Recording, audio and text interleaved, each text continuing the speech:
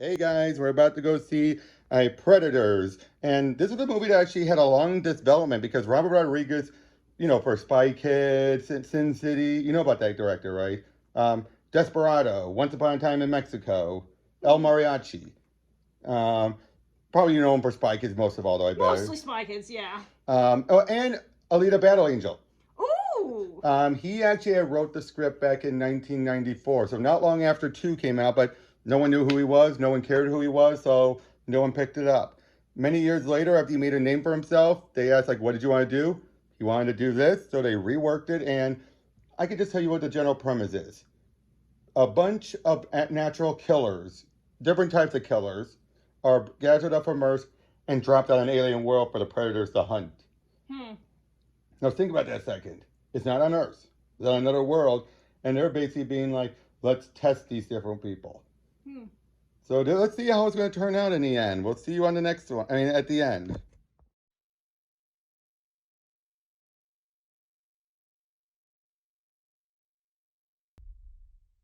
Hey guys, we just got done, and That was the best one so far. 9 out of 10. I know, some people are going to say blasphemy, but look, the more we saw about it, the more we realized the main reason why the first one gets so much props, it's an Arnold movie, of Carl Weiser, it's all the action stars. And again, it set a standard. You couldn't get this without the first. But this is where they've clearly shown that they learned a lot of what worked from the first one and the second one, and then they brought those elements together, and what's basically now... Well, it's a battle royale situation. Yep, basically. And we'll tell them why the title's so significant. Why is it called Predators? Predators, because the predators aren't just the literal race. It is the humans that are brought in to fight them, because they're all killers in one form or another. Even if they don't seem that way at first. Mm-hmm. I mean, some of them are more obviously military, some of them seem more criminal, but then the real standout of all of them was Topher Grace as Edwin.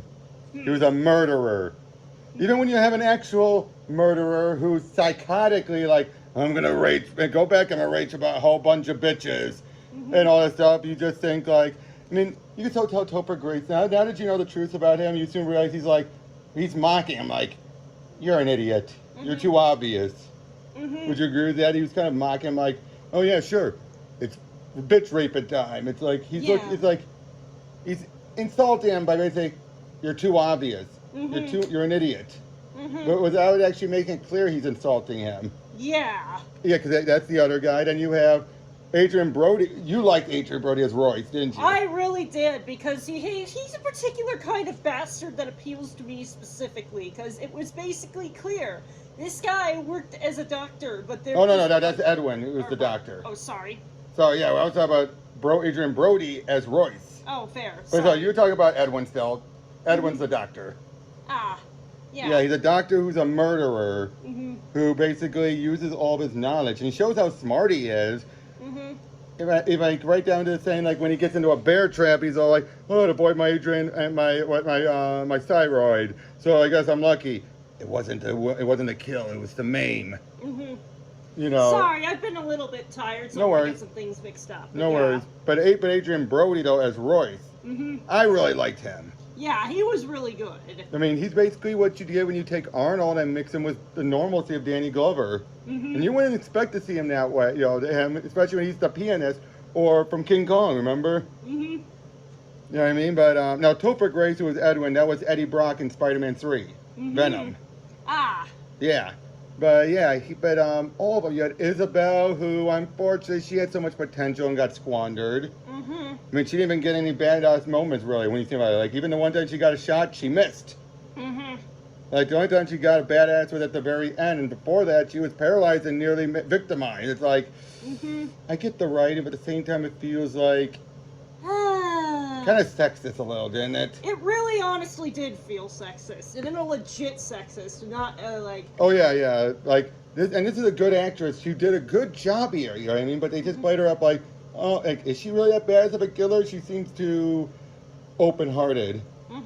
But yeah, you have Danny Trejo, who he got off quickly, but I liked him. There's this Russian guy, I didn't get his name. Unfortunately, that's probably the one downside here. You don't remember their names that well, except for Edwin, Isabel, and Royce. All the other ones is kind of, oh, and Nolan, played by Lawrence Fishburne. He was nuts, wasn't he? Yeah. But yeah, basically, they're on the planet where this game preservation planet, and you have these three super predators who are hunting them down. And if you go by the lore, they're what's known as the bad bloods, the type that are kind of, they break the rules and all that. And given how you had Nolan, again, Lawrence Fishburne's character, he had defeated 2, maybe 3 predators, and yet he's still there. That tells you the problem right there, right? It's like they should have let him go. But instead, nope. Yep. And there was a normal predator there. Unfortunately, he gets killed. I mean, I would say there's so much good in here, but it's the character interactions that really sell it. It's much like the first movie in that regard. The plot is, there really isn't much of a plot. It's kind of like the first one in that regard. Just survive and get off the planet when you think about it. But it didn't need that deep of a plot, did it? No, it really didn't. But then, like I said, Adrien Brody's character was this whole type of like, I don't want to talk about it. No, I'm not going to play these games. And as it went on, he eventually starts to open up and realize, I do like these other people. Even you could tell when Edwin gets his leg, bear trapped, you could tell he doesn't want to leave him, but he's being pragmatic about it. Like, of course, until he finds out he's a killer, in which case he gives him what he deserves. But overall, I mean, the action was good, but it's the characterizations. I mean, granted, most of these characters were just off really quickly, really haphazardly. But you didn't really, but you still care. I mean, even the guy who was a FBI's most wanted was, he went down, good. You know what I mean? Even he went down, like, he got shot in the back, and yet he still was able to stab him, which earned him a spine rip. Yeah. But you remember, with these guys, you earn getting your spine ripped. Otherwise, you're just left for dead. Trejo, his death, you kind of felt bad for, right? Like, cause he's just there like, help me. And we don't know he's already dead. The direction here was really good, wasn't it? Yeah. I mean, like I said, it was produced, not directed by Rodriguez. But his fingers are all over this, wasn't it? But, okay, now that we've seen more Predators, how would you say the Predators here compared to the other ones? I'd say they're the weakest so far. I would agree with that because even Berserker just felt generic. Yeah, they just felt like generic enemies by comparison. There was a lot more personality in the actual heroes we're rooting for. Exactly. I mean, even Berserker just felt like, I mean, the Crucified one had more personality than Berserker. Yeah. Berserker just felt like, ooh, kill. Which, I still say, so far right now our favorite is still the second one. But as far as the lead character, so not counting Edwin's, if you went by Royce, Matt, Mick, and Dutch, who would you say is your favorite of the lead protagonists so far? I don't know. Royce was pretty damn strong, I'd say. He sort of took what worked about the first two and brought it together. Okay, next, after this, we got the infamous The Predator.